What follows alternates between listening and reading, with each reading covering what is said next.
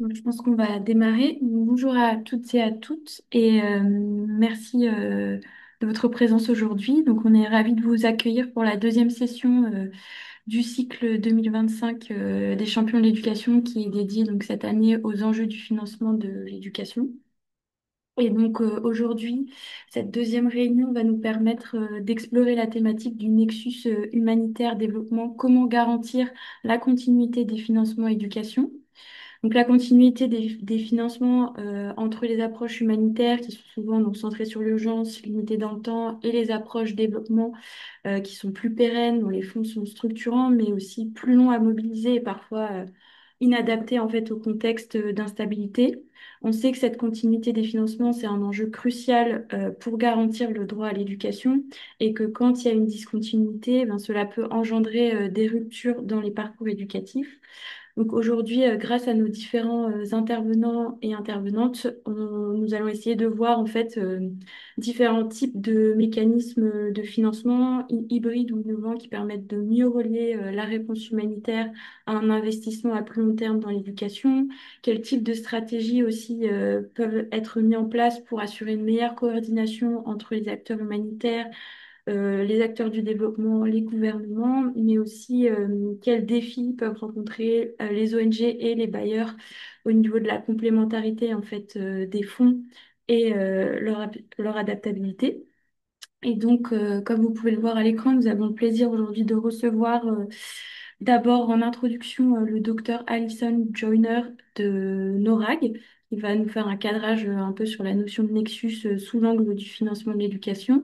Ensuite, nous aurons une présentation de Camilla Partica de la DG ECO, donc c'est le service de la Commission européenne à la protection civile et aux opérations d'aide humanitaire ainsi qu'un témoignage de Plan International Cameroun avec Roland Nwang, donc qui vont nous permettre de mieux comprendre l'écho, mais aussi de voir comment concrètement sur le terrain ce financement se met en place et quels sont les enjeux de complémentarité avec les autres bailleurs. Ensuite, nous aurons une présentation du Fonds Paix et Résilience MINCA de l'Agence française de développement avec Corinne de Peretti. Et ensuite, un cas pratique d'Asmae au Liban avec Natacha Serré, qui nous présentera comment concrètement ils ont pu adapter leur projet de développement à un contexte d'urgence. Et enfin, nous aurons une conclusion par Michel Perrault de Plan International France au nom de la Coalition Éducation. Donc, merci à toutes et à tous. On va commencer. Et puis, vous n'hésitez pas donc, à poser vos questions dans le chat tout au long de cet échange. Merci. Et je laisse tout de suite la parole à Alison Joyner, qui est experte de la thématique Education in Emergency.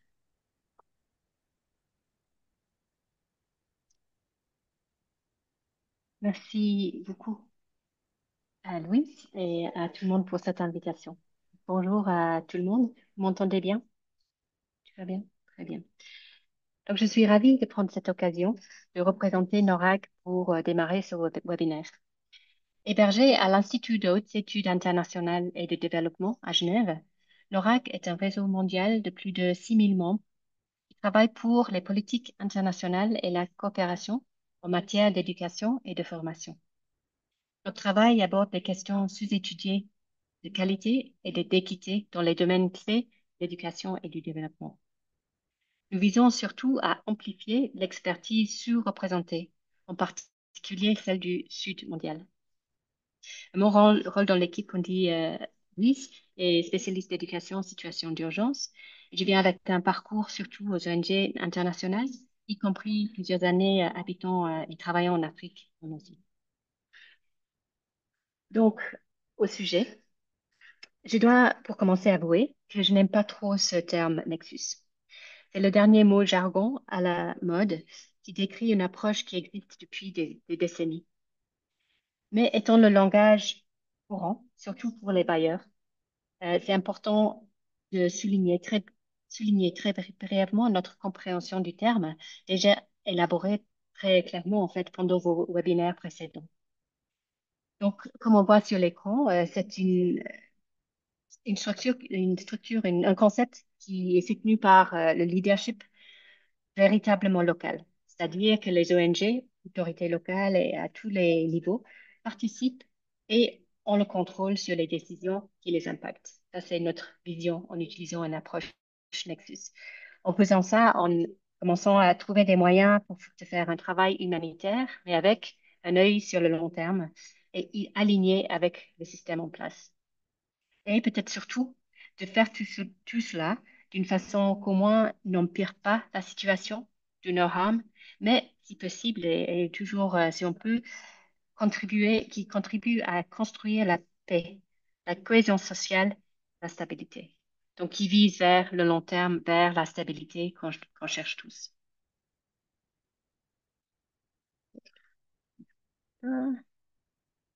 Alors, qu'est-ce que c'est la perspective financement dans tout cela? Nous pourrons commencer par caractériser deux aspects des systèmes avec lesquels nous travaillons. Celui de l'intersection, qui favorise plutôt une approche Nexus, et celui des silos, qui sont bien installés et qui fonctionnent à l'encontre d'une approche Nexus. Donc d'abord, un côté positif. On trouve dans les deux grands fonds pour l'éducation. L'éducation, Education Cannot Wait, ECW, and le Partenariat mondial pour l'éducation, le PME ou GPE. Ensemble, ils fournissent une partie importante des financements à l'éducation internationale, estimée à 1,2 milliard annuellement de dollars. Et donc pour ECW, spécialisant dans les urgences et dans le développement pour le GPE. Et pour ECW, le Nexus est au centre de leur discours sur l'éducation en situation d'urgence. Les programmes de réponse pluriannuels, les MYRP, incarnent cette approche le plus explicitement, d'un minimum de 3 ans, souvent renouvelé, et représentant 65% de leurs investissements globaux depuis 2016. Et dans le blog de GPE, Education Financing in Crisis, qui est cité là sur l'écran, c'est souligné qu'en 2023, 40% des pays financés par les TPI, PME, étaient fragiles et ou affectés par le conflit. Et en plus que ECW a obtenu 54% de ces fonds cette année-là des sources dites développement. Donc on voit déjà le chevauchement qui vise vers une approche Nexus. Deuxièmement, comme nous le voyons ici, le bailleur le plus important de loin pour le secteur d'éducation en situation d'urgence est ECHO. L'Union européenne vise à travailler d'une manière complémentaire avec les d'autres bailleurs et, dans ses propres programmes, tente de combiner l'impact des fonds destinés aux urgences avec ceux pour des situations plus stables. Et on va avoir un exemple de ça tout à l'heure. Et un autre exemple, c'est le HIP, par exemple le Humanitarian Implementation Plan pour l'Afrique de l'Ouest en 2025, qui envisage des fonds pour l'éducation en situation d'urgence dans des hotspots, mais qui complète 30 millions d'euros d'un programme éducation régionale à long terme qui a commencé en 2023. Encore une fois, une complémentarité entre les types de soutien. Un deuxième exemple sur ce diapo, c'est la Suisse, une autre bailleur, qui fournit l'exemple du Mali, qui depuis la première crise en 2012, des fonds de développement pour des programmes d'éducation à long terme qui duraient jusqu'à 12 ans ont été réorientés aux réponses d'urgence suite aux crises, à la série des crises. Et pour exemple, des programmes d'éducation accélérée pour un retour vers les écoles gouvernementales. Et donc, 80% des dépenses humanitaires, dites humanitaires au Mali, viennent en fait d'une enveloppe développement politique. Par contre, comme on voit ici, la tendance du financement en général est vers le bas, comme indiqué ici. Le pourcentage d'aide au développement consacré à l'éducation est descendu de 7,5% en 2019 à 5,5% en 2023. Et nous pouvons être sûrs que ces chiffres seront beaucoup plus bas pour 2024 et pour cette année-ci, dans le contexte de crise actuelle qu'on vit.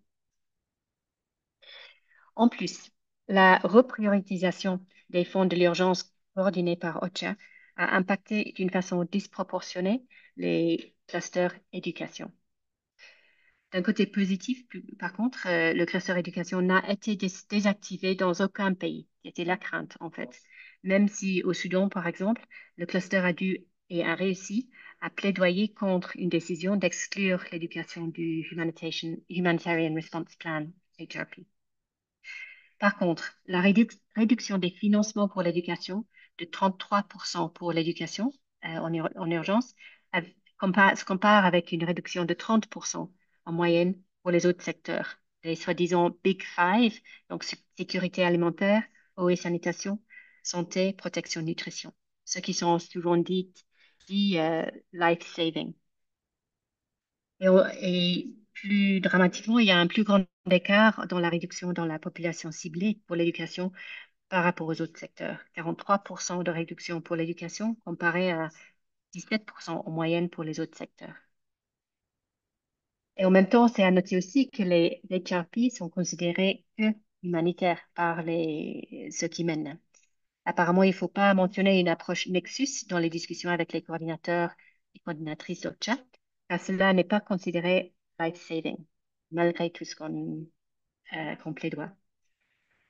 De l'autre côté, les coordinateurs et coordinatrices des clusters éducation pratiquent une approche Nexus dans d'autres travails, avec leur travail proche avec les autorités sur place, avec des organisations locales et leur implication dans l'implémentation des MYRP, programme de ECW. Mais néanmoins, les silos perdurent. Le nouveau Humanitarian Reset qui va donner suite à UN80, la restructuration des ONU, euh, garde ces quatre éléments qui créent le nexus, si vous voulez, dans quatre différents secteurs ou clusters de la nouvelle réorganisation. Et ça va inévitablement continuer à impacter les financements. Et finalement, on peut regarder de plus près les allocations des fonds. Et c'est très clair de cette diapo ici que le pouvoir qui vient avec l'argent reste entre les mains des organisations internationales. Ce côté, soi-disant, localisation, n'existe pas actuellement dans la dispersion des fonds. En- Par contre, avec la crise financière actuelle, les restructurations de maintes organisations avec un focus plus aigu sur l'efficience et sur les pays d'implémentation, on peut espérer qu'il y aurait du potentiel pour plus de financement directement au gouvernement et aux organisations locales, surtout, par exemple, celles menées par des femmes, pour viser et aller vers une vraie localisation qui est au cœur du Nexus, comme on a dit. Mais tout ça dépend de l'exécution. Est-ce qu'on va vraiment arriver à un véritable leadership local dans la pratique? Avant de conclure, nous pouvons mettre tout cela dans le contexte du système international de finance. Tous ces autres facteurs qu'on voit sur l'écran qui seront discutés dans 2 semaines à la conférence sur le financement pour le développement, le FFD4, à Séville. Les chiffres sont dans cette diapo de 2018, ont sûrement un peu changé dans les détails, mais le message qui s'applique aussi évidemment aux autres continents défavorisés est très clair. Il a été élaboré d'une façon très élégante par votre collaborateur El Hadji Mame Moussassar d'Action Aid Sénégal pendant le webinaire précédent au mois de mars. Donc, les enjeux et les défis sont très importants. Mais finalement, on peut terminer avec une note d'espoir pour la société civile. Le Nexus est une réalité dans les pays d'implémentation. Euh, et c'est le fait, en fait, des acteurs d'éducation dans ces pays, mais qui connaissent même pas le terme. Je veux dire, le nexus dans le sens où on travaille d'une façon à garder le long terme en vue, à essayer de travailler d'une façon locale et qui a du sens pour tous ceux qui sont sur place. Et nous pouvons alors agir pour soutenir dans ce sens-là. La conférence FFT4 est importante et traitera les thématiques liées à la diapo précédente. il y a du potentiel, pas encore utilisé, du financement climatique. Le GPE affirme qu'il existe un grand potentiel et ils expriment ça dans leur projet. Pour l'instant, il n'y a que 1,5% ou 1, qui représente 1,5 milliard de dollars au total du financement du développement lié au climat qui est alloué au secteur de l'éducation. Tandis que le GPI finance des projets qui montrent que qu'il y a une façon de lier l'éducation avec les fonds pour le climat qui peut avoir un impact au long terme. Et finalement, le rôle de vous, la coalition éducation, en tant que mouvement de la société civile, est critique. C'est-à-dire utiliser vos relations au sein de la société civile et le gouvernement en France pour faire pression en faveur d'une action positive dans le sens du Nexus, d'une approche Nexus, sur tous les facteurs systémiques et ainsi que sur l'aide au développement. Votre observatoire du financement est un très bon outil pour alimenter ce plaidoyer. En conclusion alors, en conclusion, gardons le courage et l'espoir et continuons ainsi. Merci. Merci beaucoup, Alison, pour cette dernière note d'espoir. On va vous mettre l'observatoire dans le chat. En tout cas, merci beaucoup pour ce cadrage très instructif et ce panorama un peu des différents financements. Il y a juste une question dans le chat. Il y a une personne qui vous demande pourquoi vous n'aimez pas le terme Nexus et que proposeriez-vous à la place? C'est une bonne question. Euh, je je n'aime pas le mot, enfin, je n'aime pas le jargon en général. Je préférais parler de l'éducation, je suppose. Mais en termes de, de l'utilisation, enfin, je trouve que on parle souvent d'un endroit du nexus où le nexus en tant que linéaire, tandis que c'est pas toujours ça. Donc, je trouve que c'est un terme qui peut être mal compris. Mais c'est une Ok. bonne question. Il faut que je réfléchisse à une autre, un autre mot. Merci. Merci beaucoup. De toute façon, n'hésitez pas à continuer à mettre vos questions dans le chat et vous pouvez aussi y répondre directement.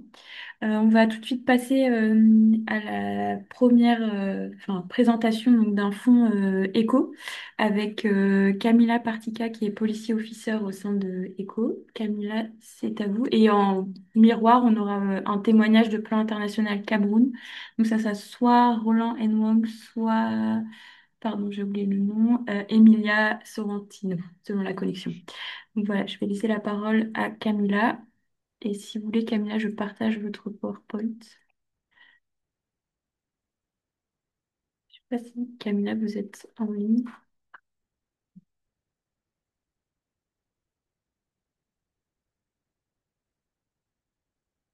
Mhm.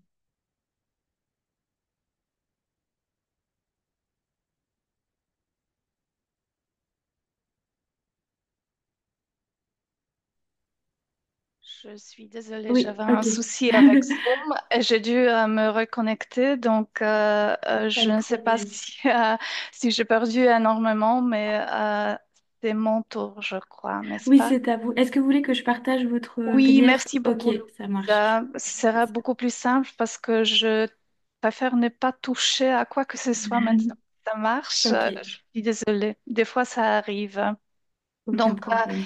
tout d'abord, un grand merci d'inviter ECHO pour présenter cet engagement dans le cadre de l'action extérieure de l'Union européenne en faveur d'une éducation sûre, inclusive et de qualité. Je crois que Alison a très bien parlé de l'enjeu global de Nexus et je crois que c'est exactement ce qui est très important dans un contexte actuel des coûts de financement, de réduction.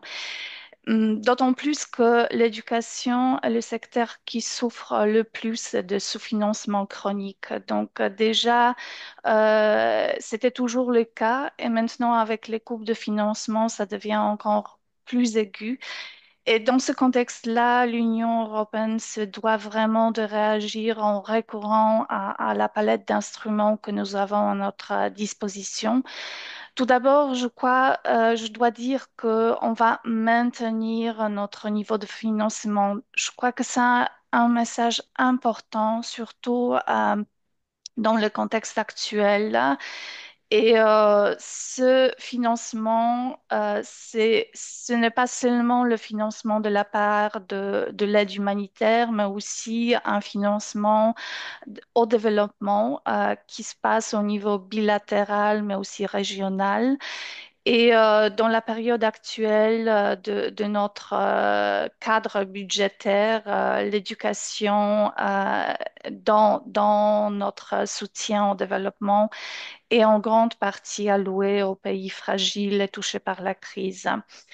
Avant d'aller beaucoup plus dans les détails, je voudrais revenir un peu à la définition de l'éducation telle qu'adoptée par l'Union européenne, parce que je crois que c'est important de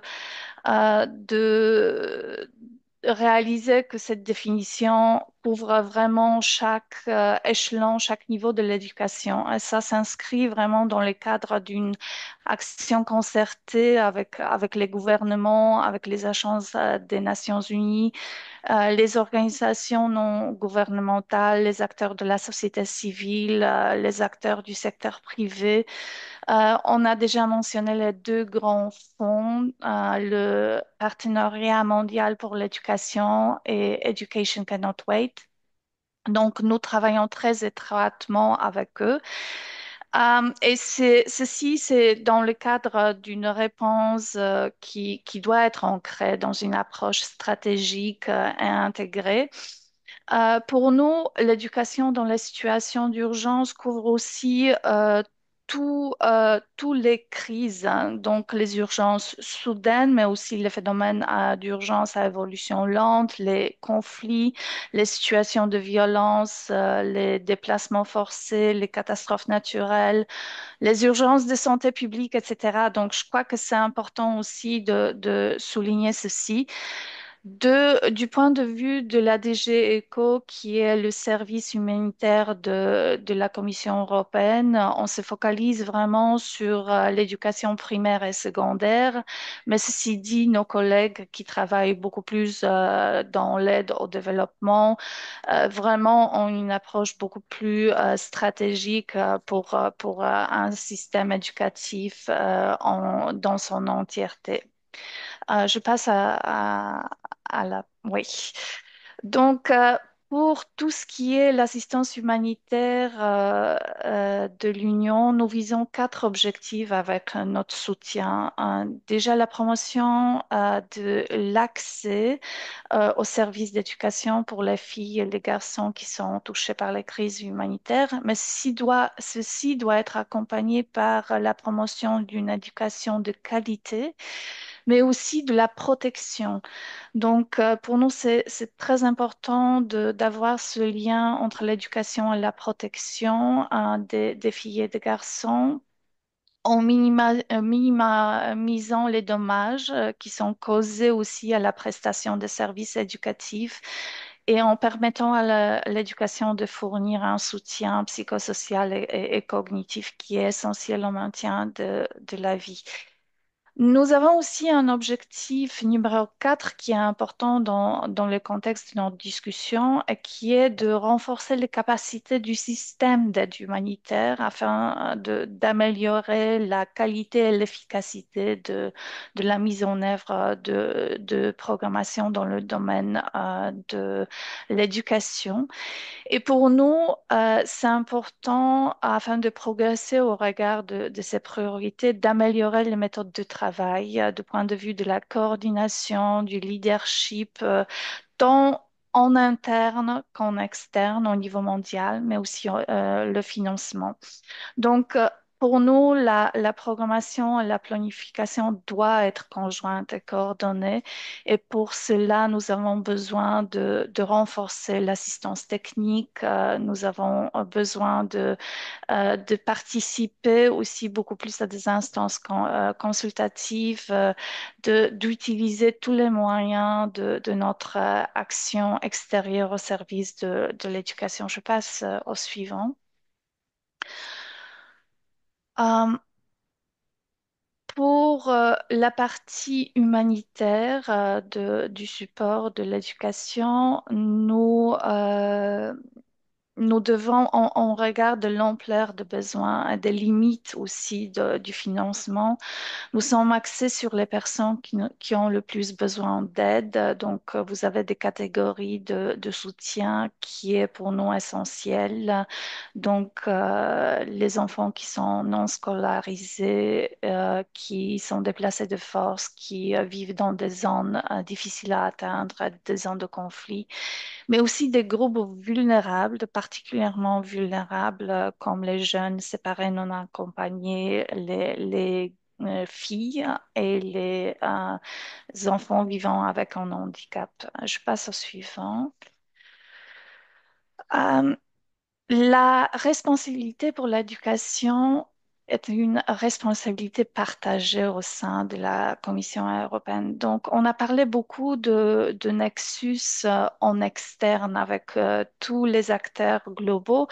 Mais nous, en interne, on est aussi impliqués dans ce processus de coordination, de cohérence du soutien parmi tous les services qui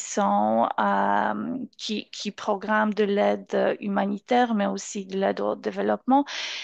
D'autant plus, nous avons besoin de l'engagement politique, d'un discours politique qui soutient le financement. Et je crois que c'est une partie aussi importante de notre travail.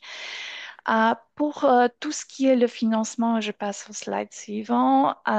Nous sommes du point de vue budgétaire à un niveau de 10% depuis l'année 2019. On a vu le graphe qu'Alice en a partagé en tant que les bailleurs, vraiment l'éducation pour l'Union européenne est d'une grande priorité. Donc, cette fluctuation d'une année à l'autre, c'est plutôt lié au niveau de financement que nous avons pour l'aide humanitaire. Ça reste toujours à un niveau de 10% d'un budget annuel provisoire. Maintenant, pour la partie suivante, je crois que euh, on a parlé énormément de vraiment tout ce qui est réponse efficace, coordonnée.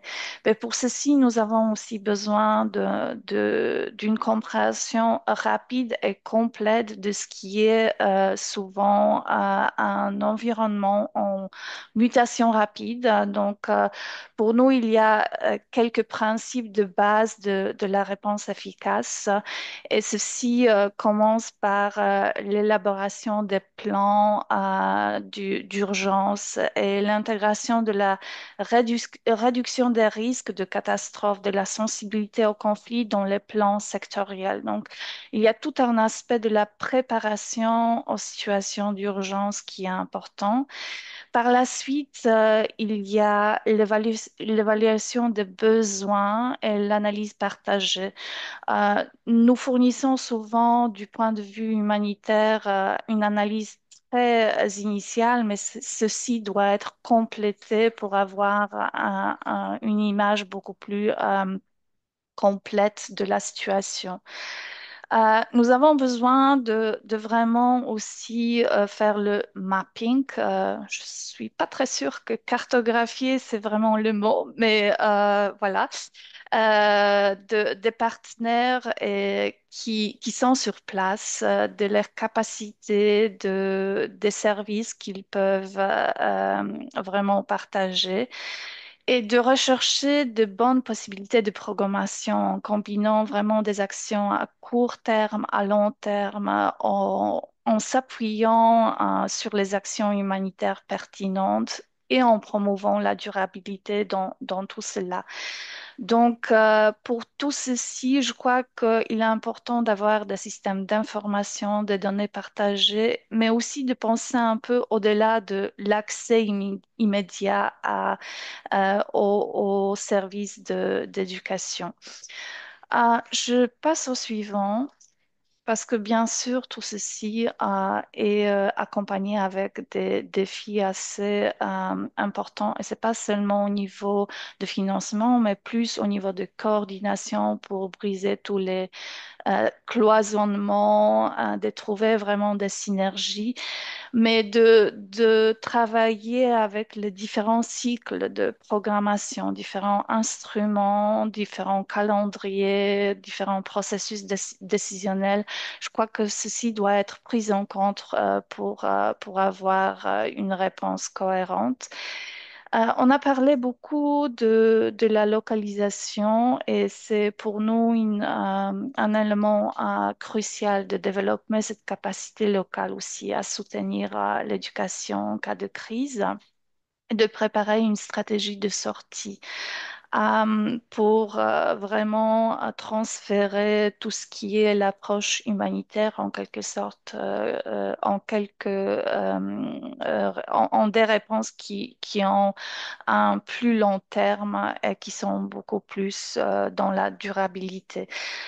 Euh, je vais vous partager deux exemples de ce qu'on fait vraiment concrètement dans deux pays différents. Donc, je vais commencer par la République démocratique du Congo, où on a depuis quelques années une approche très particulière entre le service humanitaire et le service au développement de la Commission européenne. Nous travaillons avec les mêmes partenaires dans la même localité qui est Ituri. Et on s'est vraiment parlé beaucoup pour faire le plus de financement que nous avons de ces deux instruments-là. Donc, du point de vue de la réponse humanitaire, nous finançons une réaction rapide, la protection de l'enfance, ainsi que des activités éducatives de rattrapage, tandis que nos collègues au développement assure la continuité de l'éducation des mêmes enfants qui ont été soutenus tout d'abord par le financement humanitaire, mais ils continuent en leur proposant aussi des formations beaucoup plus techniques avec la préparation pour la vie professionnelle. Et en même temps, pour tout ce qui est les écoles qui sont soutenues par nos collègues au développement, qui sont dans l'éducation formelle, dans l'éducation technique, le financement humanitaire travaille un peu comme un modificateur de crise. Je sais pas, on a ce terme crisis modifier dans nos projets. Ça veut dire qu'on injecte le financement au moment où il y a une nouvelle crise, une nouvelle vague de déplacement, etc. Et dans ce contexte-là, c'est l'humanitaire qui prend le dessus pour une période de temps. Donc vraiment, c'est sur le contenu ici qu'on travaille avec nos collègues pour être sûr que le financement de deux côtés euh, aille dans le sens d'avoir le plus d'impact, de valeur ajoutée pour les enfants qui sont soutenus par ce financement et ces programmes. Et un exemple différent, c'est l'exemple. Camilla, est-ce que vous pouvez conclure, s'il vous plaît, parce Oui, que oui, vous oui, avez un petit peu oui, oui, oui, dépassé, merci beaucoup. j'arrive à la conclusion parce que c'est mon dernier slide. Ok. Donc, ce que j'ai voulu aussi vous partager, c'est une approche différente au Nexus et au financement.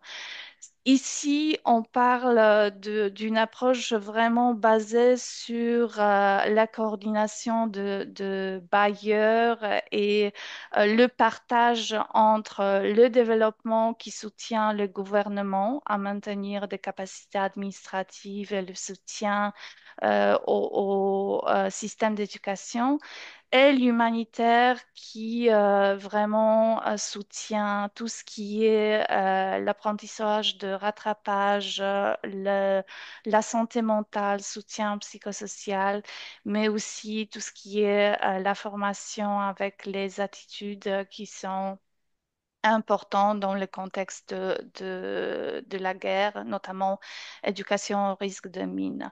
Donc, vraiment, mon message ici, c'est que le nexus est très varié, même si on a l'ambition de travailler ensemble, ça dépend beaucoup du contexte, ça demande énormément d'engagement et de volonté au niveau politique, au niveau opérationnel, dans des contextes nationaux, locaux, mais aussi au niveau global.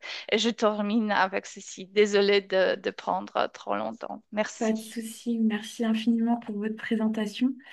On va tout de suite passer, du coup, comme c'est un miroir, à la présentation de plan international Cameroun. Et ensuite, on aura un petit temps d'échange si vous avez des questions pour Camilla et Roland ou Emilia. Je ne sais pas qui va présenter pour plan. Et voilà, je vais juste vous demander de vraiment respecter les 8 minutes, comme on est déjà un petit peu en retard sur le programme. Donc, plan, Merci vous avez Louise. la parole. C'est Ok. Emilia, je suis là. Et Ok, je pense que je vais présenter, je m'excuse, mais mon collègue, il est sur le terrain, il a eu des soucis avec la connexion. Et pas de souci. est-ce que vous avez la présentation? Oui, oui, oui, je la partage tout de suite.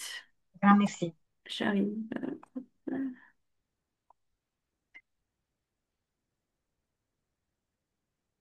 Voilà, normalement c'est bon. C'est bon? Voilà. Ouais. Merci beaucoup. Donc, je suis Emilia Sorrentino, je suis la responsable globale pour l'éducation en situation d'urgence pour Plan International. Et je vais présenter aujourd'hui à la place de mon collègue Roland.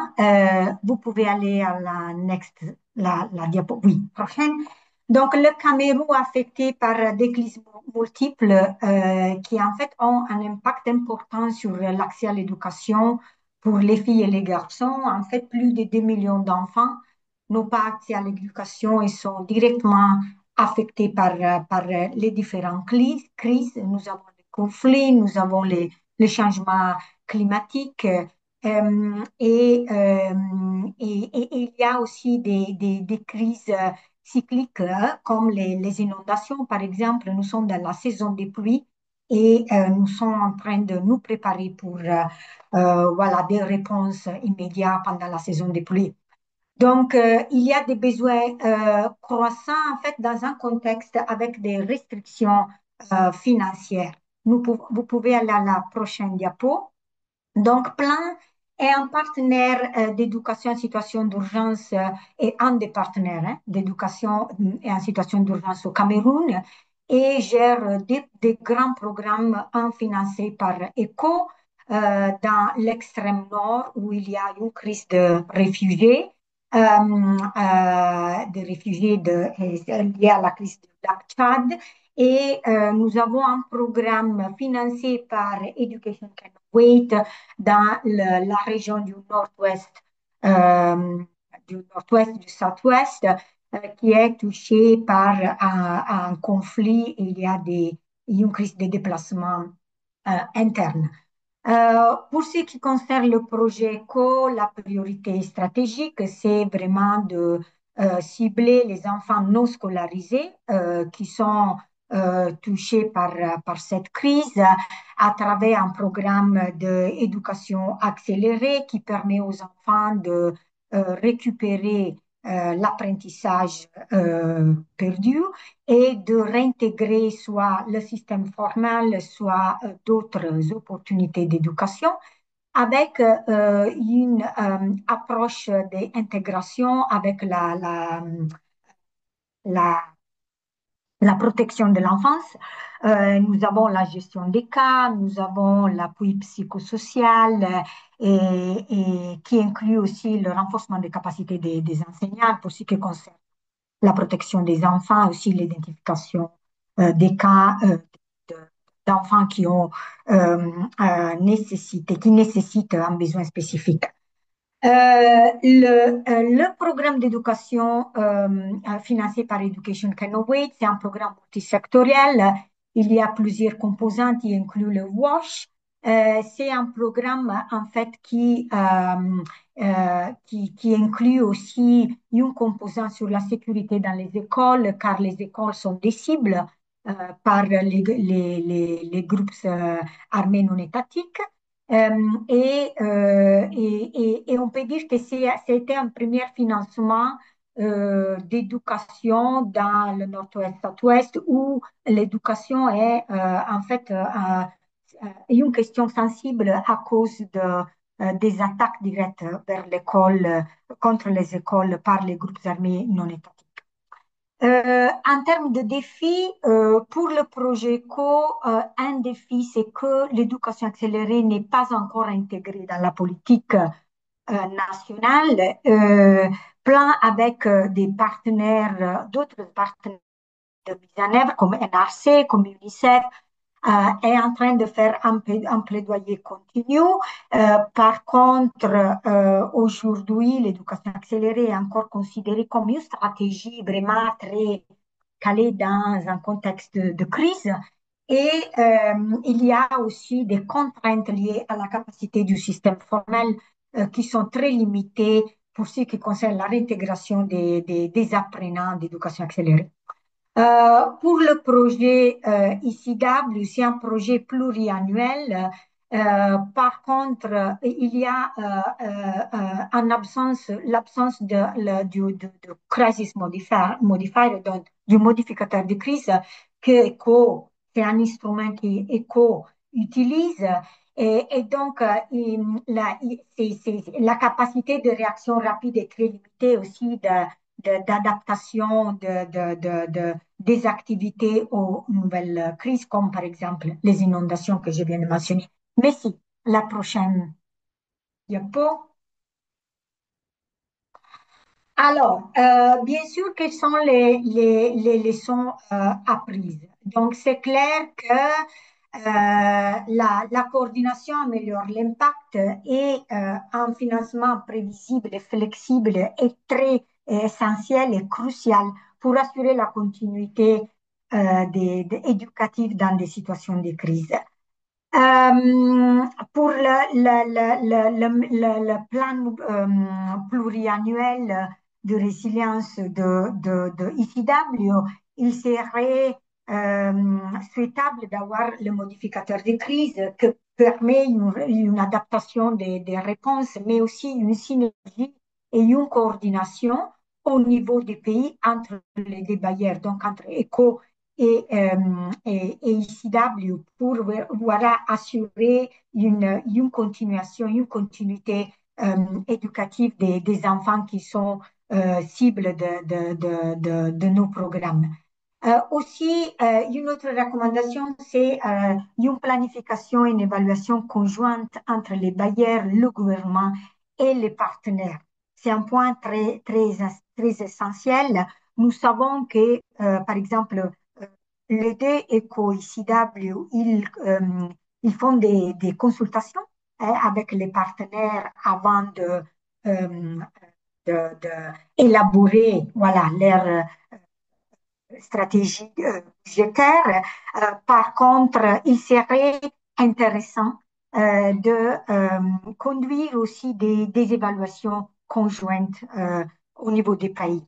En termes de bonnes pratiques, au niveau du Cameroun, le plan international est très participe au groupe de travail d'éducation. Il assure la co-leadership du groupe de travail dans l'extrême nord ainsi que dans le nord-ouest à ouest. Et il est aussi assure aussi la co-leadership du groupe local d'éducation. Donc, est vraiment très fort dans la coordination dans le pays, mais il y a aussi une très forte coordination avec UNICEF et NRC pour ce qui concerne le plaidoyer auprès du ministère de l'Éducation et l'élaboration de plans d'action conjointes au sein des groupes de travail pour ce qui concerne la réponse rapide et la stratégie d'éducation accélérée. Je m'arrête ici et voilà, je vous laisse la parole. Merci. Merci beaucoup, Emilia, pour avoir repris cette présentation au pied levé. C'était extrêmement intéressant. Peut-être on peut laisser Camilla réagir à vos recommandations.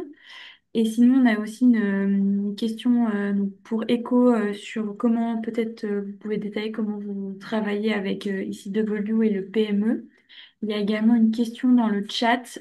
Pourquoi ECHO ne travaille pas directement avec les ONG nationales, locales sans passer par les ONG internationales?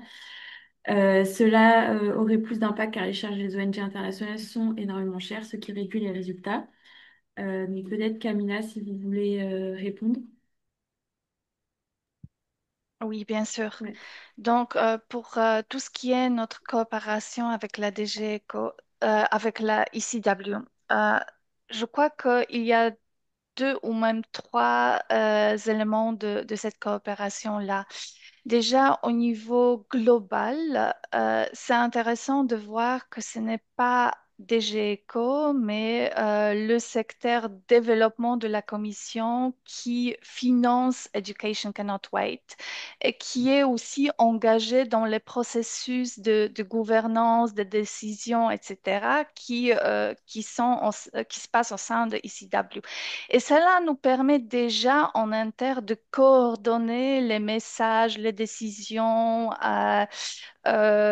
pour tout ce qui est éducation dans les situations d'urgence. Et cela renforce aussi en interne notre approche Nexus. Au niveau national, nous sommes très impliqués dans la programmation ECW. Comme Emilia a démontré, il y a des programmes qui se passent en alignement, en synergie, en complémentarité. Nous ne finançons pas ECW directement, mais nous sommes impliqués dans la sélection de leur programmation, dans la préparation de leurs programmes multiannuels. Nous travaillons avec les mêmes partenaires. Nous demandons aussi à nos partenaires de détailler comment ils prévoient les synergies avec les financements qui existent, notamment ECW, dans nos applications pour le financement. Maintenant, pour la question voilà, et je crois que je voudrais aussi ajouter le troisième élément avec ICW, désolé d'être très long, mais c'est important parce que ça se passe pas seulement au niveau gouvernance et programmation, mais ça se passe beaucoup aussi au niveau joint advocacy. Donc, nous travaillons vraiment étroitement pour donner la voix au secteur, à l'éducation en urgence et de promouvoir ce secteur au niveau national, régional, mais aussi global. Maintenant, pour la question qui concerne le financement direct des ONG locaux, malheureusement, cela impliquerait le changement radical de la base légale de fonctionnement de services humanitaires de l'Union européenne. Euh, Basé sur les documents légaux que nous avons, nous pouvons travailler seulement avec les organisations qui sont certifiées et qui sont les ONG internationales, mais aussi les organisations des Nations Unies. Ceci dit, nous avons commencé une approche de localisation très soutenue et nous avons maintenant un objectif d'avoir au moins 25% de notre financement de passer aux acteurs locaux aussi directement que possible. Ça va toujours être un financement en cascade en passant par les ONG internationales, mais nous les obligeons de démontrer comment elles passent ce financement à des ONG locales et nationales. Donc, il y a cette approche et cette attention donnée à la localisation qui est importante. Et nous sommes tout à fait d'accord que cela est une approche beaucoup plus efficace et qui aussi implique la durabilité de financement, parce que les ONG locales sont souvent celles qui restent, qui sont les premières aussi à répondre, qui connaissent le mieux la situation locale, le contexte et les enjeux qui sont là. Je m'arrête là. Je vois aussi qu'il y a beaucoup de mains levées. Mais du coup, merci beaucoup Camilla. Mais du coup, est-ce que, donc on comprend qu'effectivement, il y a toute une procédure, mais est-ce qu'il y a des mécanismes qui permettent de réduire, puisque notre partenaire soulève la question de l'impact des charges quand on passe sur un financement en cascade? Oui, alors c'est exactement sur cela que nous travaillons avec nos partenaires, les partenaires que nous avons, les partenaires certifiés, que vraiment de les obliger de passer le maximum de financement aux acteurs locaux et de travailler étroitement avec ces ONG. Pas seulement, cela implique non seulement le financement en tant que tel, c'est aussi la question de processus décisionnel, de les impliquer dans la gestion de projets et de leur donner beaucoup plus la responsabilité, la parole, l'engagement et la visibilité. Parce que je crois que c'est ça aussi voilà, souvent, ces organisations ne sont pas visibles dans le système, si vous voulez. Et je crois qu'avec notre approche localisation, c'est exactement ces éléments-là que nous voulons changer. Merci beaucoup, Camilla. Je vois qu'il y a des mains levées, mais je suis désolée, on est très en retard sur le programme et je ne veux pas pénaliser les autres intervenants. Donc peut-être si vous pouvez mettre vos interventions ou vos questions, si c'était des questions dans le chat, et nos intervenants pourront y répondre. Et peut-être on aura encore un peu de temps à la fin. Mais donc, je vous propose qu'on passe à la présentation du fonds Paix et Résilience MICA de l'Agence française de développement avec Corinne de Peretti, qui est donc responsable de projet crise et conflit. Corinne, c'est à vous et je partage votre présentation. Merci Louise. Bonjour à tous et à toutes. Oui, effectivement, je m'appelle Corinne de Peretti. Je travaille à la division fragilité, crise et conflit de l'AFD. Et je vais prendre quelques minutes ce matin pour vous présenter l'instrument Paix et Résilience Minca, que certains d'entre vous connaissent certainement. C'est un instrument qui existe au sein de l'AFD depuis 2017 pour travailler sur la réponse aux crises, dans la continuité des impulsions politiques qui avaient été données, notamment lors du CICID de 2016, puis de 2018, qui mettaient les crises en haut de l'agenda de l'aide publique au développement, et également de la loi sur le développement de 2021 qui plaçait aussi les crises assez haut dans l'agenda. Il y a quelques années, ce portage politique a été moins fort et notamment en 2023, le Conseil présidentiel pour le développement et le CICID ne mentionnaient pas cette attention aux crises. Parallèlement à ça, on a évalué également l'instrument Paix et Résilience Minca, ce qui nous a amené à évoluer. Et en 2024, donc il y a un an, le conseil d'administration de l'AFD a confirmé l'ambition de l'AFD de travailler sur ces zones de crise et d'avoir une capacité d'action dans ces zones en renouvelant l'instrument. Donc, Minca, qu'est-ce que c'est? C'est un instrument en subvention, donc uniquement des subventions, qui est dédié à la fois à la prévention et à la réponse aux crises et conflits violents. Donc, Minca finance des projets qui peuvent intervenir avant, pendant ou après les crises. Et il a trois objectifs principaux. qui sont d'améliorer les conditions de vie des populations qui sont vulnérables aux conflits violents, c'est-à-dire les populations qui sont affectées par les conflits ou qui risquent de basculer dans la violence de ces conflits. Le deuxième objectif, c'est de renforcer la résilience des populations et des institutions face aux crises. Donc là, c'est tous les aspects de comment on peut aider à la préparation, à faire face à ces crises et à ces conflits. Et enfin, le troisième objectif, c'est de promouvoir la cohésion sociale. Donc, c'est d'une part de renforcer la cohésion, les liens entre des groupes, des communautés différents, et puis de renforcer les liens de confiance entre l'État et les populations.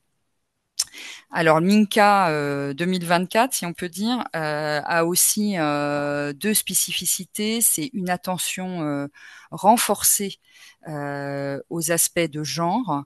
Donc il y a vraiment un effort particulier qui est fait dans ce domaine et avec l'ambition d'avoir quasiment uniquement des projets qui seraient marqués 4.1 ou 4.2. Hein. Franchement, les projets 4.0 sont vraiment l'exception. Et puis, le deuxième marqueur, c'est de travailler sur les déplacements forcés et notamment sur les liens avec les communautés hôtes, donc d'agir sur les tensions qui pourraient survenir entre les déplacés forcés et les communautés hôtes. Comme vous le voyez, on travaille à la fois en prévention, au cœur des crises et en réponse aux crises. Et donc,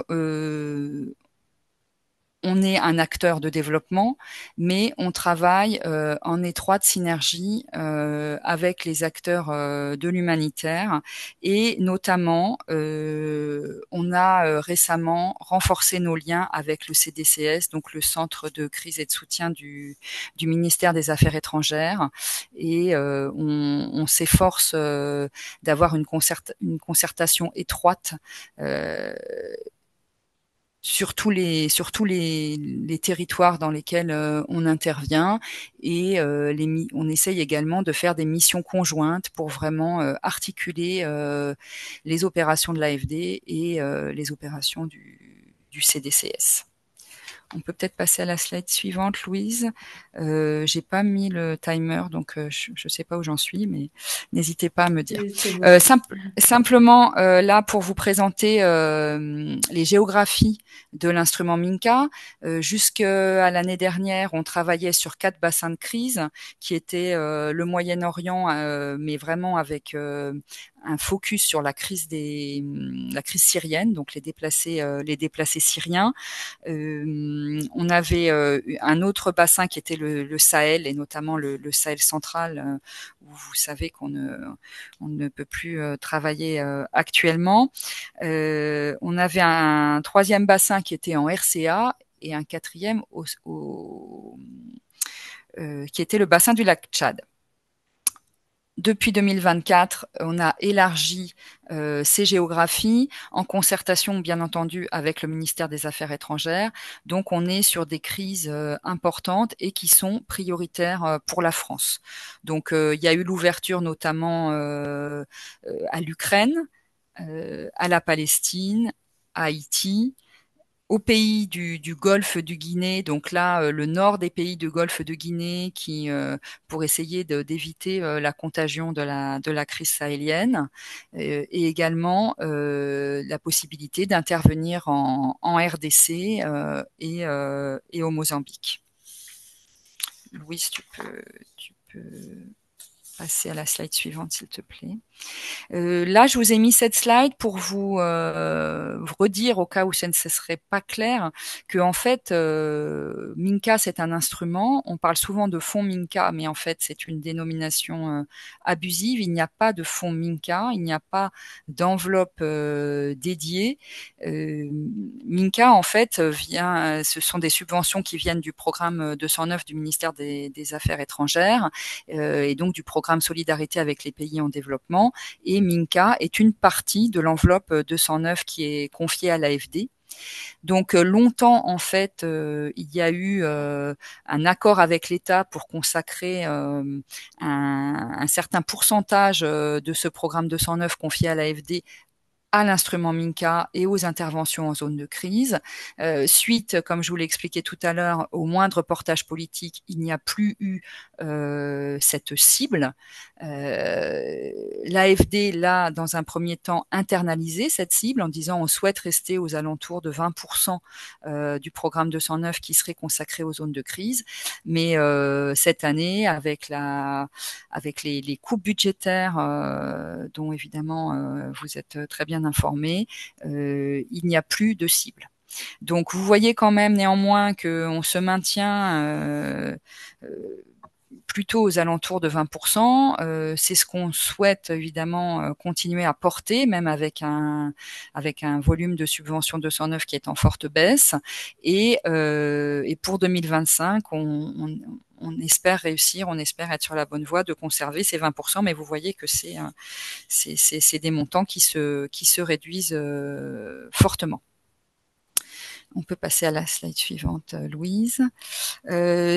La slide suivante, c'est pour vous présenter un petit peu avec qui on travaille et qui sont les partenaires de mise en œuvre sur l'instrument Minca, et pour vous montrer qu'on a des partenaires qui sont vraiment diversifiés. En fait, vous voyez qu'on a beaucoup de financement vers les ONG, vers les OSC, mais Minca n'est pas un instrument, comme vous le savez, qui est dédié au financement des OSC. En fait, la priorité pour nous, c'est chaque fois que c'est possible de travailler directement avec les institutions publiques pour soutenir leurs objectifs de prévention et de réponse au conflit.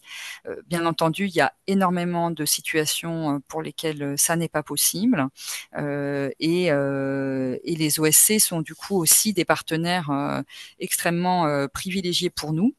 Pour plusieurs raisons, hein, pour la connaissance des contextes, pour les capacités d'action en complément de l'État ou même à la place de l'État quand l'État est défaillant.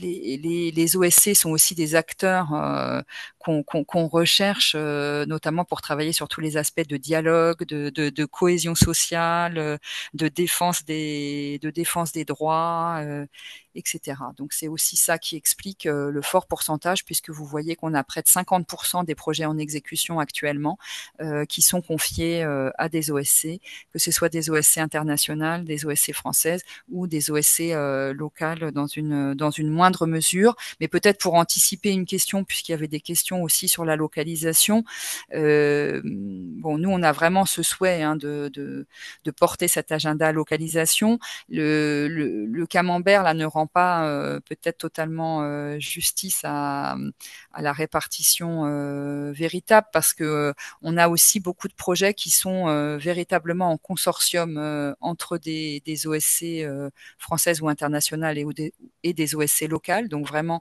des consortiums de mise en œuvre.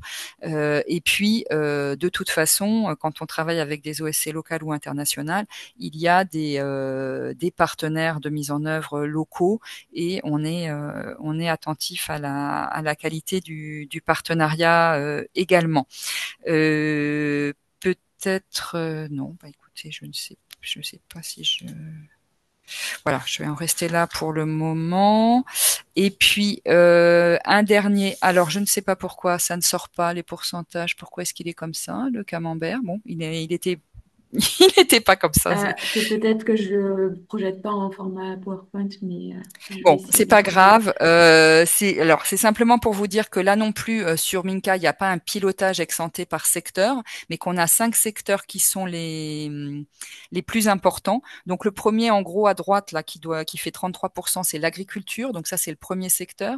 Ensuite, en suivant, il y a l'eau et l'assainissement pour 15%, la gouvernance pour 5%, l'éducation, insertion professionnelle pour 13%, la santé Donc ça, c'est les 5 principaux secteurs. Donc pour vous dire que l'éducation, voilà, occupe une place importante dans les financements Minca. Et quand je dis éducation, hein, c'est éducation, formation professionnelle, emploi au sens large.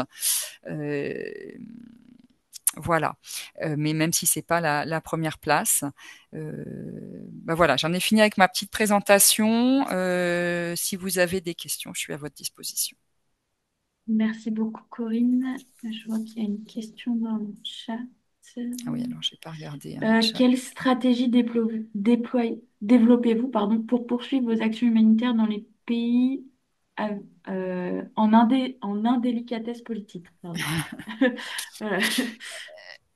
Alors, déjà, je travaille pas moi spécifiquement sur ces zones-là et donc je suis pas la mieux placée pour répondre. Ce que je peux vous dire, c'est que on ne travaille plus avec les États dans ces cas-là, et notamment au Sahel central. On peut poursuivre certains projets qui sont en cours, et notamment des projets avec des organisations internationales ou avec des ONG, mais ce sont malheureusement des pays sur lesquels on ne peut plus engager de nouveaux projets.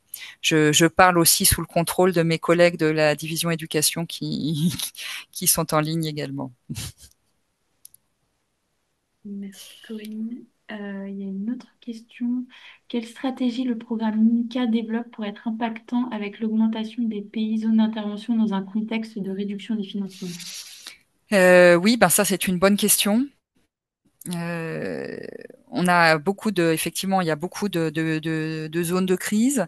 Euh, Comme je vous l'ai dit, on a un périmètre géographique, bon, qui est assez large, comme vous avez pu le voir, mais on a quand même un périmètre géographique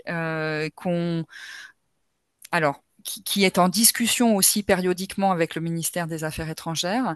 Donc, nous, ce qu'on souhaite évidemment, c'est avoir une continuité d'action dans les pays dans lesquels on est présent, mais également, évidemment, pouvoir intervenir sur les crises prioritaires pour la France. Donc, ça veut dire, par exemple, intervenir sur la crise soudanaise et donc sur les pays limitrophes. Ça veut dire intervenir sur le Mozambique, sur le nord du Mozambique, qui est confronté à du terrorisme, etc. Mais on a effectivement cette difficulté à avoir une enveloppe très contrainte et à être confronté à beaucoup de bassins de crise. Ce qu'on essaye de faire aussi, c'est de pouvoir mettre en œuvre, de pouvoir rechercher des financements européens pour pouvoir poursuivre cette logique Minca avec des financements européens. Et puis, on est en train de développer aussi tout un travail pour pouvoir intervenir en zone de crise avec cette dimension de sensibilité au conflit, de travail sur la cohésion sociale à partir de prêts. Donc, pas uniquement à partir de subventions, mais également à partir de prêts. Mais évidemment, c'est plus compliqué, notamment quand on veut travailler sur la prévention des crises. C'est plus compliqué d'avoir ce dialogue avec les autorités nationales pour des prêts. Merci beaucoup, Corinne, pour votre intervention et vos réponses aux questions. On va passer à la dernière présentation d'Asmae au Liban avec Natacha Serret, j'espère que je prononce bien, qui est responsable mission et projet. Et je vais partager la présentation.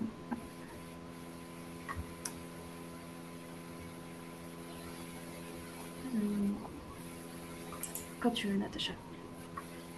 Ça marche. Bon, bonjour tout le monde. Donc, je suis Natacha Serré, je suis responsable des missions et projets au sein d'Asmae au siège en France.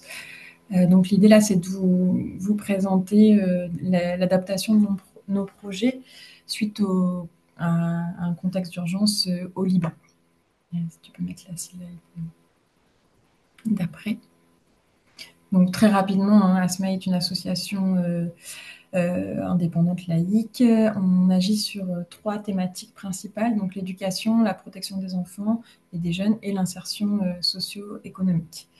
On travaille dans 8 pays, dont 2, le Liban et le Burkina Faso. où on a été confronté à pas mal de bouleversements, notamment sécuritaires, qui nous ont amenés à nous adapter. Donc, si tu peux mettre juste la slide d'après.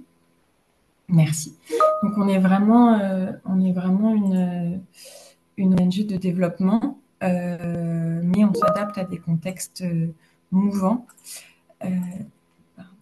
Depuis 2020, on a mis en place plusieurs actions d'urgence d'envergure voilà, petite, mais voilà, notamment liées à la pandémie de Covid en 2020. Et puis, la dégradation du contexte sécuritaire au Liban et au Burkina nous a amené à adopter une approche Nexus de plus en plus affirmée. Et au niveau de notre cadre thématique, on a aussi ajouté la thématique du vivre ensemble parce qu'on on travaille de plus en plus avec des communautés hautes, des communautés déplacées dans des contextes voilà, de conflits armés ou de guerre. Voilà. Slide suivante, s'il te plaît. Merci. Donc là, l'idée, c'est juste de vous montrer notre action au Liban qui a été grandement chamboulée sur le dernier trimestre 2024. Donc, on avait plusieurs projets financés à la fois par l'AFD, la coopération monégasque, et également des fonds privés. On a une géographie assez éclatée, donc dans le nord, dans le sud du Liban et autour de Beyrouth.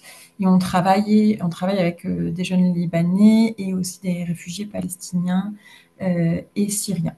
Voilà. Et donc là, slide suivante, s'il te plaît, je voulais juste vous partager donc quelques éléments suite à cette action qui a été bouleversée en 2024. Donc je pense que vous êtes tous au courant avec l'escalade du conflit Israël-Hezbollah et vraiment à partir du 23 septembre 2024, avec énormément de personnes décédées, blessées et des déplacements massifs. Donc, il a fallu nous questionner sur comment nous adapter, comment adapter notre approche et poursuivre notre action dans ce contexte. Slide suivante, s'il te plaît. Donc, il y a eu deux prérequis importants, c'est-à-dire la volonté d'Asmae au niveau du pays, mais aussi au niveau du siège, de maintenir son action et son équipe malgré un contexte d'urgence, et la capacité et la volonté de nos équipes et de nos partenaires de répondre à l'évolution des besoins. Donc, il y a pour adapter nos projets, donc il y a eu des échanges quasi quotidiens avec nos partenaires pour repenser nos activités, mais aussi qu'est-ce qu'on arrête, qu'est-ce qu'on suspend, et comment on essaie aussi de maintenir une cohérence thématique. Donc là, les deux projets que je vous présenterai, c'est vraiment autour de l'éducation et de l'insertion professionnelle des jeunes. L'importance de participer aux échanges sécuritaires interacteurs et d'analyser tout ce qui se passe pour évidemment ne pas faire doublon, sachant que voilà, on n'a pas une expertise comme certains acteurs d'urgence, donc vraiment d'être attentif à ne pas faire doublon et arriver en complémentarité. Et du coup, ça nous a amené à formuler des demandes d'adaptation à nos bailleurs de fonds. Donc la coopération monégasque et l'Agence française de développement via le mécanisme d'ANO, d'avis de non-objection, que certains peuvent connaître. Voilà. Si tu peux mettre la slide suivante. Donc on a deux projets qui ont été adaptés. Donc un projet qui était vraiment en fin d'exécution, qui se terminait en décembre 2024. Donc il a fallu agir vite. Et donc là, on a réussi à adapter pas mal d'activités au profit d'activités d'urgence. Mais ça a demandé d'arrêter des activités de plaidoyer ou de communication qui étaient prévues sur la fin du projet, et au profit de kits alimentaires, de repas, de kits d'éducation et d'hygiène et de soutien psychosocial. On a réussi à avoir une validation très rapide de l'AFD, malgré l'évolution des bénéficiaires, puisqu'on s'est adressé plutôt aux familles et non plus seulement aux jeunes, et du contenu de l'action, même si on a voulu maintenir du soutien psychosocial qu'on faisait déjà dans le projet et mettre en place des kits d'éducation.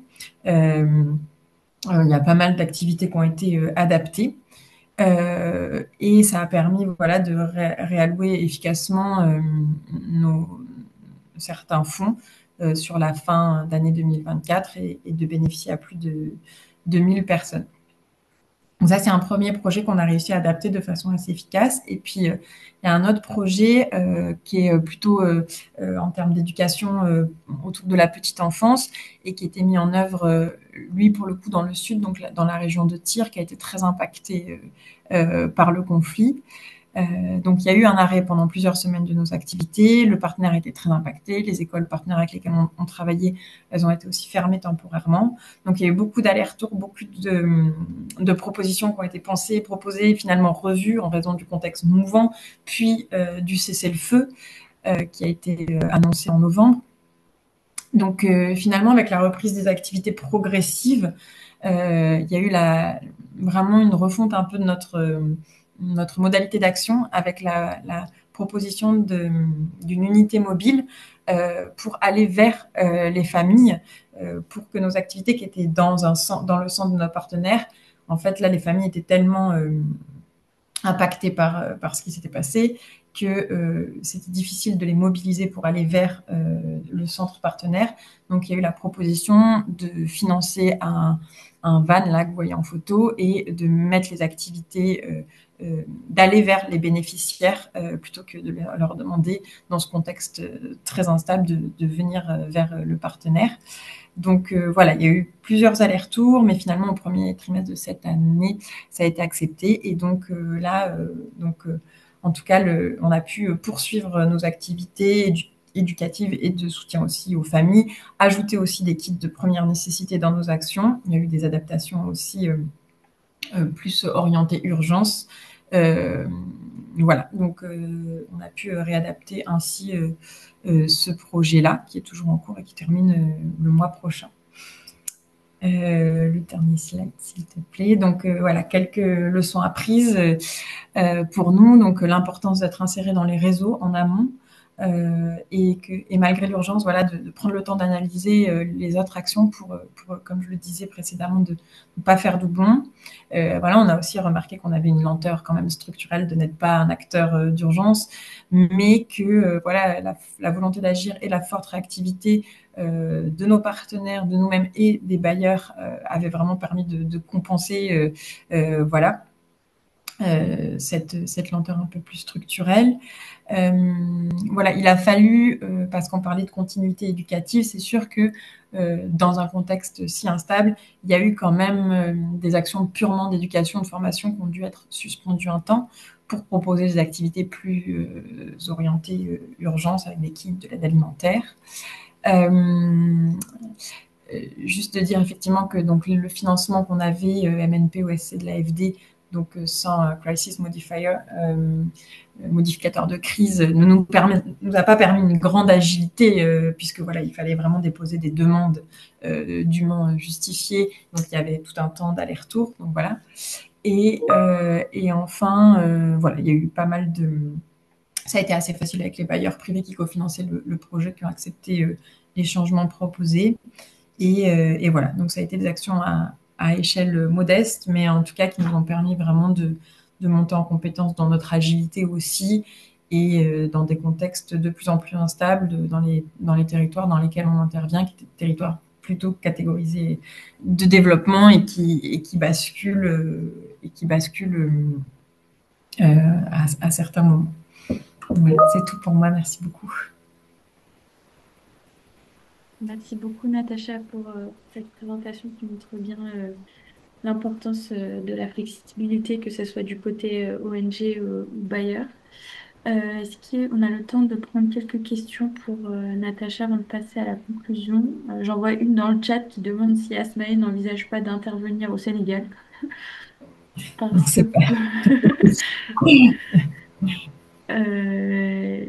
allez-y, Monsieur Gassama, si vous voulez prendre la parole. Voilà, merci beaucoup à toutes les présentatrices. Je pense que ça a été très, très pertinent. Tout a été dit, certaines questions ont été prises en compte. Je ne vais pas revenir là-dessus, notamment le travail avec les ONG locales. Mais il est très important que je précise un point parce que Nous, on est vraiment dans des problèmes, et ça, je vous l'avoue, parce que ici, localement, les gouvernements travaillent très difficilement ou très peu avec les ONG locales. Et c'est extrêmement difficile si tu ne fais pas de la politique d'une manière ou d'une autre. C'est très difficile d'avoir leur collaboration. On peut écrire 1000 lettres, on peut avoir des projets les plus pertinents, des idées les plus pertinentes, mais ça ne passe pas. Et quand on sollicite aussi les bailleurs du Nord, on nous dit oui, parce que vous ne pouvez pas, on ne travaille pas directement avec vous. Moi, je pense que vos documents légaux, il faudrait essayer de revoir de revoir vos documents légaux pour permettre vraiment cette travail. L'autre chose, la question que j'aimerais poser, disons, pas une question, c'est juste une recommandation par rapport aux appels à projets. Les appels à projets sont faits de sorte que il est difficile à une ONG locale d'y répondre de manière efficace. Donc, à ce point-là, je pense que une coalition ou en tout cas une structure fêtière comme la vôtre pourrait peut-être essayer de faire un lobby pour casser. Parce qu'il ne faudrait pas que aussi tous les projets soient obligatoirement passent obligatoirement par un appel à projet. On peut avoir des projets, des idées très pertinentes d'urgent si on doit passer forcément par des appels à projets, ça risque de mettre un peu de côté certains projets. Nous sommes des acteurs parce que les appels à projets d'habitude, ce qui se fait, c'est que ils nous envoient les TDR. Les TDR sont basés sur quoi? Les critères de sélection sont basés sur quoi? Les domaines sont basés sur quoi? Est-ce que sont-ils partis des besoins réels locaux? Ou bien sont-ils passés de leurs propres objectifs par rapport à une collaboration avec les ONG, l'État du Sénégal pour mettre en place, pour proposer ces critères. Donc, il y a tout ceci qu'il faut essayer de revoir. Donc, voilà un peu ce que je voulais euh, dire. Maintenant, peut-être le dernier truc, c'est ensemble, tous ceux qui interviennent, tous ceux qui sont dans ce réseau, essayer de faire des mises en relation. Parce que vous êtes à un niveau où vous avez beaucoup plus d'informations que nous, ONG locales. Si je prends l'exemple de cause première, nous existons depuis 30 ans, depuis 95. Donc, c'est pas petit. Et aujourd'hui, nous avons un récépissé de déclaration de la France. Nous avons le statut consultatif spécial du Conseil économique et social des Nations Unies. Mais qu'à cela ne tienne, on n'a pas toutes les informations pour aller vers des financements. Peut-être que ce serait bien pour vous de partager ces informations-là, ce qui peut-être nous aiderait à mieux présenter des projets, à défendre nos projets. Merci. Merci, Monsieur Gassama, pour vos recommandations et votre message un peu plus clair. Effectivement, bah, vous pouvez déjà trouver des ressources aujourd'hui. Toutes les présentations vous êtes partagées. Il y a également Camilla qui a partagé des ressources et des liens pour avoir plus d'informations sur ECHO dans le chat. De même pour Alison qui a partagé le lien vers le network de NORAC si vous voulez le rejoindre. Il est maintenant l'heure de conclure cette deuxième session et je vais laisser la parole à Michèle Perrault de Plan International France, directrice plaidoyer pardon, et engagement des jeunes de Plan International France au nom de la coalition éducation. À toi, Michèle. Merci beaucoup, Louise. Bonjour à toutes et à tous. Donc, j'ai l'honneur et le plaisir de faire ces quelques mots de conclusion au nom de la coalition éducation. Donc, pour clôturer cette deuxième session des champions de l'éducation sur la prise en compte du nexus dans le financement de l'éducation. Et je pense que toutes les interventions ont parfaitement illustré, démontré que c'était indispensable de le prendre en compte pour assurer une continuité éducative et pour assurer surtout plus largement ce droit à l'éducation. Donc merci beaucoup à toutes nos intervenantes pour cela. Et bien sûr, leurs présentations vous seront partagées comme l'a dit Louise. Euh, Peut-être je mettrai l'accent sur quelques messages clés. Euh, le constat bon, d'un environnement financier qui est de plus en plus contraint malgré des besoins croissants avec un risque auquel nous sommes tous et toutes confrontés, quel que soit le type d'acteur, hein, c'est le fait qu'il y a un risque aujourd'hui de dépriorisation de l'éducation dans la réponse humanitaire. Et Norag nous a bien rappelé que la tendance était à la baisse, qu'en 2023, on n'avait déjà que 5,5% de financement humanitaire dédié à l'éducation. Donc en ces temps difficile. On était heureux d'entendre que ECHO est engagé à maintenir le cap de 10% de financement humanitaire à l'éducation comme il le fait depuis 2019.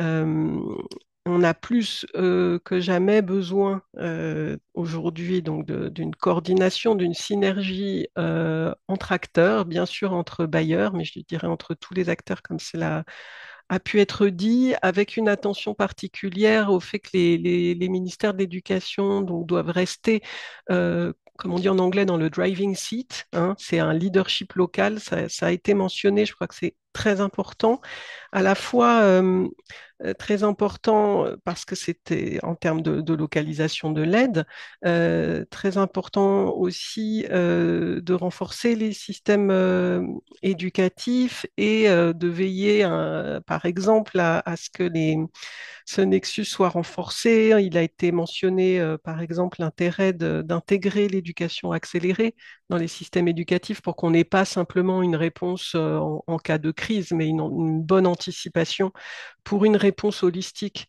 à ces enjeux avant, pendant, après. Euh, on réitère en tant que coalition éducation l'importance d'augmenter la part de l'aide humanitaire attribuée à l'éducation, d'avoir des mécanismes de financement accessibles aux OSC locales. L'enjeu de la localisation donc, a émergé fortement dans nos discussions aujourd'hui.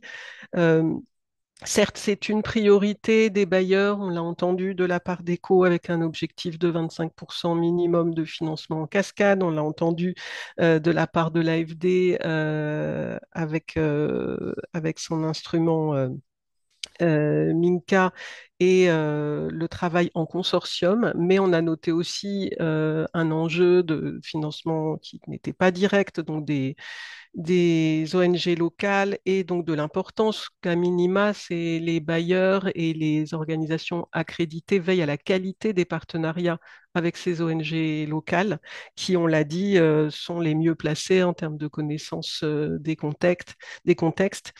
On a parlé de l'importance de la prévisibilité des financements. Et donc, c'est aussi une de nos demandes en tant que coalition éducation, d'avoir des financements pluriannuels, d'avoir des financements flexibles également. On a parlé de l'intérêt des mécanismes comme les crisis modifiers, donc, qui permettent cette flexibilité en pouvant réallouer des financements en cas de crise voilà, qui surviendrait. Euh, Juste un mot concernant la France, c'est que on a tout récemment, le 4 avril dernier, donc entendu le Conseil présidentiel pour les partenariats internationaux, donc réitérer son attention à ce qu'au moins 60% des financements de la France en termes de dons aillent aux pays les plus vulnérables, avec une attention aux pays les plus touchés par les crises et les conflits. Dans les stratégies humanitaires de la France, comme dans la stratégie éducation de base, qui sont deux stratégies relativement récentes, l'éducation est priorisée. Donc c'est évidemment, nous nous en réjouissons, mais nous sommes aussi inquiets parce que la France va peiner à tenir ses engagements, notamment son décaissement à ECW de 40 millions d'euros enfin, ne sera probablement pas décaissé. Euh, il y a également des enjeux voilà, de financement de l'aide bilatérale, du partenariat mondial aussi pour l'éducation dont la reconstitution approche. Bref, nous sommes avec des enjeux forts et nous sommes à la veille de la quatrième conférence internationale sur le financement de l'éducation qui va se tenir à Séville. Et nous comptons fortement sur la France et sur ses partenaires internationaux pour rappeler qu'il n'y a pas que les Big Five qui sauvent des vies, c'est aussi l'éducation qui sauve des vies et qui est un droit fondamental et qui, en tant que tel, ne saurait être dépriorisé en termes de financement. Donc c'est là-dessus que je souhaitais conclure et vous dire qu'on pourra se retrouver au mois de septembre pour une troisième session des champions de l'éducation qui va porter sur l'alignement des financements, qui est un sujet qui a été un petit peu abordé en filigrane dès aujourd'hui, mais qu'on pourra approfondir ensemble. Voilà, je te redonne la parole, Louise. Merci beaucoup. Merci beaucoup, Michel, pour cette excellente conclusion. Effectivement, on se retrouve en septembre pour un nouveau champion. Et merci à tous et à toutes aujourd'hui pour votre participation. Toutes les présentations et le webinaire vous seront envoyés. Merci à vous. Bonne fin de journée. Merci.